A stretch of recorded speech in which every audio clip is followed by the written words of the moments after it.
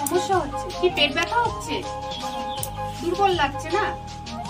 তো বান্দোয়ানে যে আমাদের বান্দোয়ান হাসপাতালে অন্বেষা ক্লিনিক আছে, তুই তো জানিস, ওইখানে একে নিয়ে যা। সোম থেকে শনিবার প্রতিদিন 9টা থেকে 4টে পর্যন্ত খোলা থাকে। ওখানে আমাদের দিদিরা বসেন, ওনাদের সাথে কথা বল, ওনাদেরকে বললে ওখানে ওষুধও দেয়, ভালো হয়ে যাবে। আর যদি কোনো অসুবিধা হয় কি ভালো করে তখন দিদিকে বলে দিবি যে কি কি এর অসুবিধা আছে। এ তো বাংলা বলতে পারছে না, তাহলে তোদের ভাষায় তুই এর কাছ থেকে জেনে নিবি সবকিছু ঠিকঠাক করে। তারপরে অন্বেষা দিদিকে তুই ভালো করে বলে দিবি যে কি কি প্রবলেম হচ্ছে, কি কি প্রবলেম হচ্ছে না। তাহলে দিদি ওইখানে মানে ডাক্তার আছে, ডাক্তারের সাথে তোদেরকে যোগাযোগ করিয়ে দিবে, সবকিছু ঠিক হয়ে যাবে। আর আয়রন বড়ি খাচ্ছিস তো? ওটা আমাদের আইসিডিএস সেন্টার থেকে পাবি।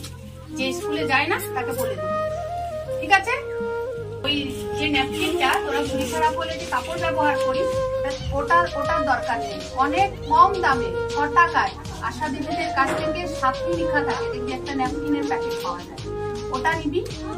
আর তোর দিদিকে বলিস, এর যে দিদি স্কুলে যায় না ওকে বলবি যেন তৃতীয় শনিবারে, আমি বলে দেবো তার আগে, যদি না মনে থাকে আমি বলে দেবো, কিন্তু ও যেন যাই তৃতীয় শনিবার হেলথ সেন্টার, আমাদের এখানে যে সাব সেন্টারটা আছে এখানে আমরা বসি, বাচ্চাদের ভ্যাকসিন, ওখানে যেন যায়।